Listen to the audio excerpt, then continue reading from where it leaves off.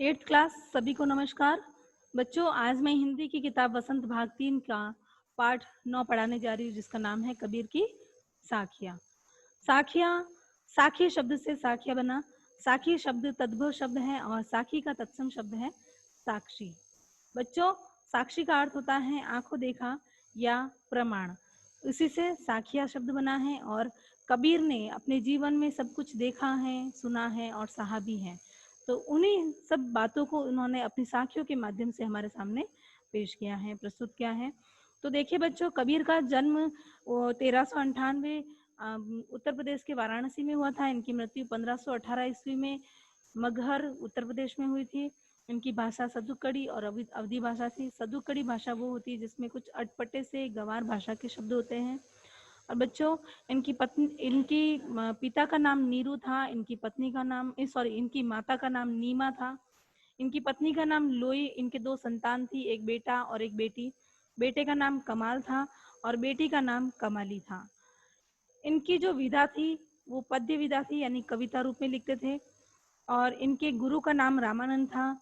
इनका जो विषय था वो सामाजिक और आध्यात्मिक, सामाजिक जीवन पर और आध्यात्मिक जीवन पर ही लिखते थे। इन्होंने राम की निर्गुण भक्ति की है और इनकी रचनाएं बीजक नामक प्रमाणिक ग्रंथ में मिलती हैं, जिसमें सबद, साखी और रमैनिया मिलती हैं। बच्चों, कबीर ने हमें वो ही सब बताया है और वो ही सब दिखाया है, वो ही हमें बताया है जो इन्होंने अपने जीवन में देखा है, सुना है, सहन भी किया है। वो सब इन्होंने अपने दोहों के माध्यम से, इनके साखियों के माध्यम से हमें बताया है। और जो भी लिखते थे सामाजिक और आध्यात्मिक जीवन पर लिखते थे।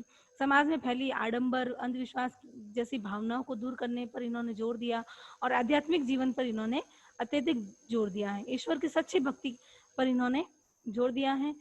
देखिए बच्चों, इस कबीर जो है वो कबीर ज्ञान मार्ग की शाखा के सर्व प्रमुख महान संत और समाज सुधारक और कवि कहे जाते हैं। इन्हें सबसे पहले समाज सुधारक और बाद में कवि कहा जाने लगा। और इनकी भाषा में तेज और गति था और ये संत संप्रदाय के प्रवर्तक माने जाते हैं। कबीर को हजारी प्रसाद द्विवेदी ने कबीर को भाषा का डिटेक्टर भी कहा है। अब देखिए बच्चों, मैं आपको कबीर की साखियां पढ़ाने जा रही हूँ। पहली साखी है, जाति न पूछो साध की, पूछ लीजिए ज्ञान, मोल करो तरवार का, पड़ा रहन दो ज्ञान। कवि जाति का विरोध करते हुए और ज्ञान का महत्व बताते हुए कहते हैं कि मनुष्य को कभी भी साधु संतों की जाति नहीं पूछनी चाहिए, बल्कि उनके ज्ञान की जानकारी रखनी चाहिए। क्योंकि जब हम तलवार खरीदने जाते हैं बाजार में, तो हम किसका मोल करते हैं? तलवार का मोल करते हैं। तलवार के गुणों को जानते हैं, तलवार कैसी है, उसकी धार कैसी है, वो कैसे चलेगी, उसके बारे में जानकारी प्राप्त करते हैं, न कि म्यान के बारे में। तो उसी प्रकार से हमें साधु संतों के ज्ञान को महत्व देना चाहिए, उनके ज्ञान की जानकारी रखनी चाहिए और मनुष्य इसी से ईश्वर की भक्ति में आगे बढ़ेगा। दूसरी साखी है, आवत गारी एक है, उलटत होई अनेक, कहत कबीर नहीं उलटिए, वही एक की एक। कबीरदास जी अपशब्दों का वर्णन करते हुए कहते हैं कि यदि कोई व्यक्ति हमें अपशब्द या गाली देता है तो हम जवाब में उसे क्या करते हैं? दुगुनी गाली या दुगुने अपशब्द उसको कहते हैं। फिर वापस अगला वाला हमें उससे दुगुना गाली और दुगुना अपशब्द कहेगा। तो ये क्रम लगातार चलता रहता है। तो कबीरदास जी कहते हैं कि जब हमें कोई अपशब्द या गाली देता है तो हमें जवाब में उसे कुछ भी नहीं कहना है, ताकि बात आगे भी नहीं बढ़ेगी और जो एक गाली या एक अपशब्द कहा हुआ है वो वही का वही रह जाएगा। तीसरी साखी है, माला तो कर में फिरे, जीभी फिरे मुख माही, मनुवा तो दहु दिशी फिरे, यह तो सुमिरन नाही। कबीर आडंबर और दिखावे की भक्ति पर करारा जवाब देते हुए कहते हैं कि मनुष्य ईश्वर की भक्ति का दिखावा करते हैं, हाथ से तो माला फेरते हैं, लेकिन उनका जो मन है वो इन 10 दिशाओं में घूमता रहता है। अर्थात उनके मन पर अपना कोई नियंत्रण नहीं है और दिखावे की भक्ति करते रहते हैं। और जो उनकी झूठी भक्ति होती है उसे ईश्वर की सच्ची भक्ति बताते हैं। तीसरी साखी है, कबीर घास न नींदिए, जो पाऊ तली हुई, उड़ी पड़े सब आँखी में, खरी दुहेली हुई। कबीर कमजोर मनुष्य की कबीर कमजोर मनुष्य का अपमान न करने की ओर जोर देते हुए कहते हैं कि मनुष्य को कभी भी कमजोर व्यक्ति का अपमान नहीं करना चाहिए। यदि रास्ते में चलते हुए कोई तिनका मिल जाए तो हम उस पर पैर दे देते हैं या उसका अपमान करते हैं।